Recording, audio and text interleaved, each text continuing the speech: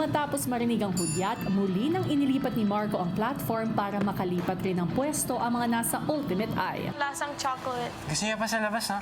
Kasi bawal umulat eh. Medyo mabigat din talaga yung mga blocks. Ngalay din sa likod, kuya, kapag dampot ng blocks. Wawa naman. Makakainis yun. Mahirap din na i-form yung Ultimate Eye, kuya, ng saktong-sakto. Pagod yan, bro. Nahirapan din talaga ako pero talagang tuloy lang po ako dahil alam ko kung para saan naman yung ginagawa ko, kuya. At masaya naman ako dahil nasasamahan ko yung mga naniniraan sa Ultimate Eye. Cup, share tayo dito. Hindi ka.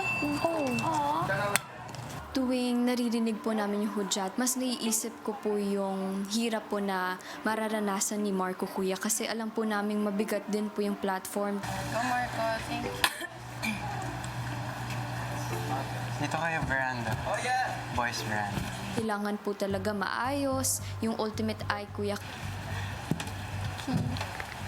Para kang nagsasolve ng puzzle. Okay. Yo!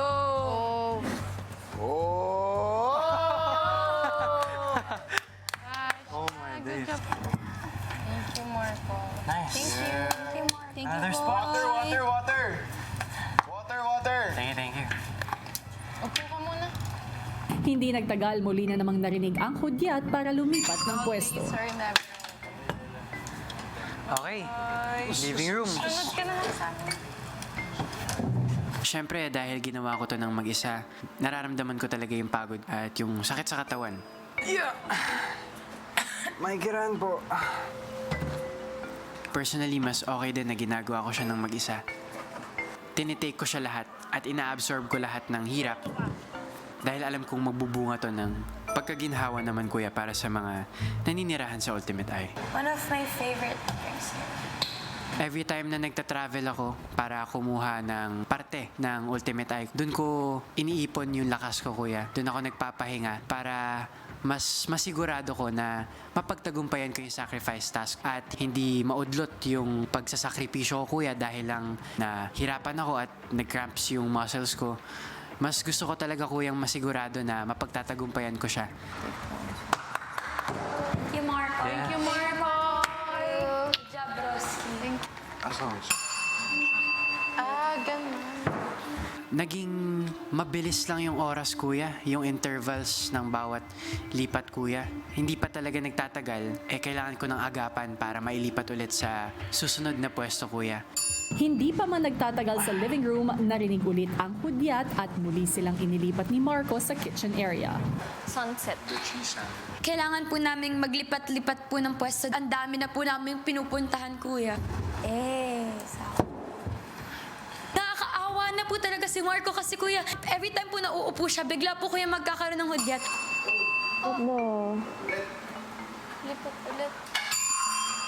Basta tingin ko po mas nakakapagod yun. And kitang-kita naman po, kuya, kung gaano rin po siya nahihirapan po, kuya. Tsaka pawis na pawis din po talaga si Marco, kuya, all throughout po.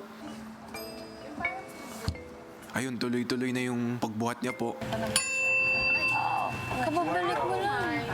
Workout session na to para kay Marco kasi mahirap po talaga yun. Respect po talaga kay Marco na tiis niya po yung kanyang sacrifice task. Ano yung tanong ba yan or sagot?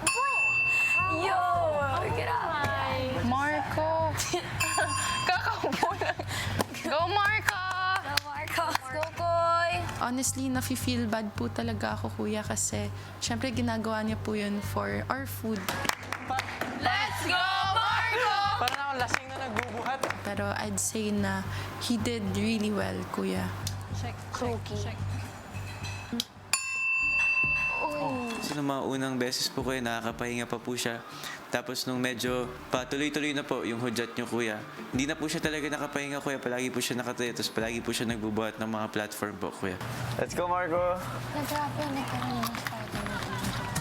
Nararamdaman ko na yung sakit ng katawan, kuya. Yun din yung mga times na talagang gusto ko lang talagang ituloy ng ituloy para matapos na rin, kuya, at maibigay ko na yung 4 na plato sa mga naninirahan sa Ultimate Eye, kuya. Around the world.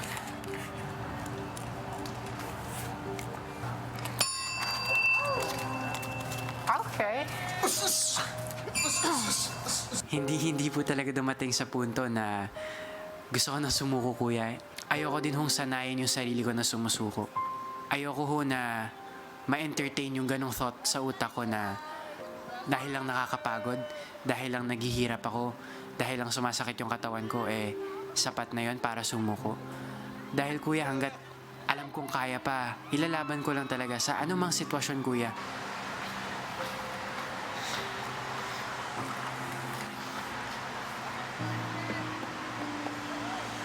Marco, sa puntong ito, dito ko na tinatapos ang iyong sacrifice task. Dahil dito, may pagkakaloob mo ang 4 na plato ng pagkain para sa mga naninirahan sa Ultimate Eye.